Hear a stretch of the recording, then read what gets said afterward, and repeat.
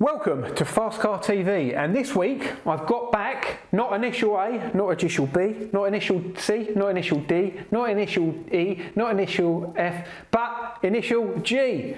Initial Graham, welcome back. Let's do this.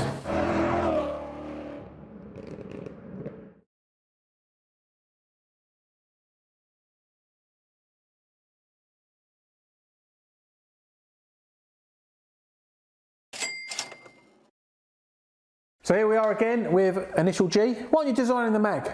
We're on press next Friday. Dragged me out here, Jules. But you prefer this, don't you? Yes. We're financially ruined. We haven't got a lot of money. We've got £1,000 and we've got to go out and buy a car. What are we going to buy?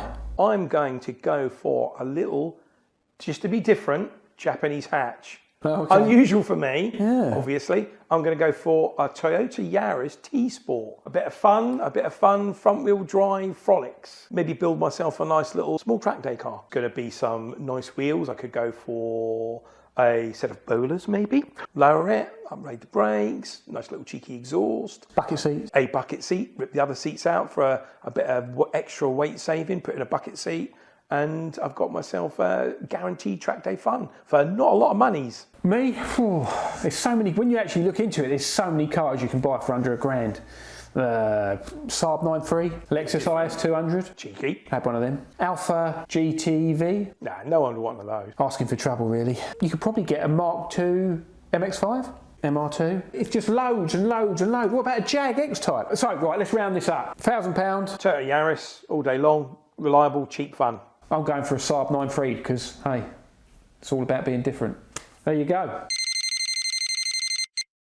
And now it's time for product of the week. A few weeks back, maybe last week or the week before that, I can't remember, I talked about V8 design sofas. So what if you've got a nice V8 design sofa and a coffee table sitting there and you need somewhere to keep your glasses? I think you need to go and get yourself a custom gas pump. These things are so cool. We saw them at Autosport in January. They do all different variations. They do wine chillers, they even do a coffee machine, they do a display cabinet. They are completely custom made, custom livery, have your own logos on there. They're not cheap. They start at around 2,600 quid, but it is, you've got to look at what it is. It's a custom made gas pump to your exact specification. And if you've got a little wine chiller in there, a coffee machine, how cool is that? It's probably one of the coolest things in your house, and it's definitely going to be a talking point. There you go. That's my product of the week. Going to talk about pop and bang remaps, a very controversial subject.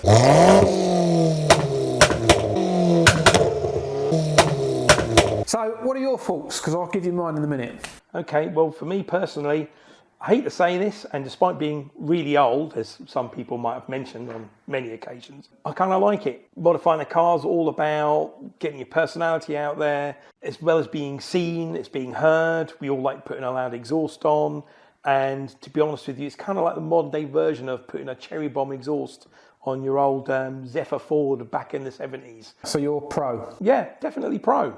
I guess it's only, they've really become popular, I'd say, in the last 3-4 years. And I remember I was selling my 335i last year, and I got a message from a guy going, "Oh, does it pop and bang?" And I was like, "What?"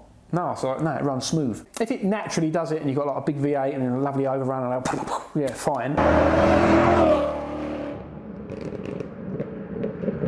Map a Fiesta to do it, I'm a little bit like, trying to be something you're not. A little bit try hard, maybe. Yeah, I think that's just me getting a bit old. So I think if the car, is a 500 bhp fire-breathing beast and it's doing it naturally, I think, yeah, cool. But I think if you try and force something out of a little 1.1, just think, nah. But do what you want. It's all about you. It's modifying. It's all about having fun. It is, and it's about you and your personal preference. So if you want to pop and bang remap on your 1.1 Fiesta, go for it. Yeah.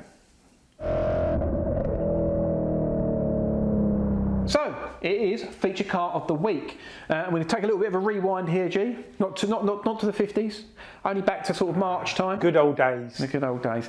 Yeah, just back to March time, and it is Andrew Britton's Mercedes AMG GT, not GTR. But it looks like GTR because he's put the GTR front bumper on it, air ride suspension, 3-piece rotiform wheels. They're 20-inch front and 21-inch rear, rotiform OZTs. Got lovely little pink detailing. The interior is pretty much as it was It's got a custom LED steering wheel and a pink roll cage to match the pink detailing on the outside.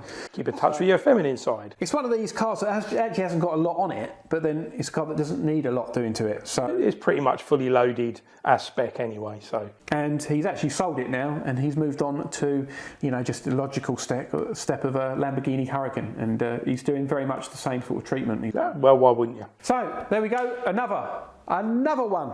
Another one gone. Where does time go? It'll be Christmas soon. So yeah, this is Fast Car TV. I'm Slim Jules. This is Initial G, and that's it from me. I'm going to go down a pub. Laters.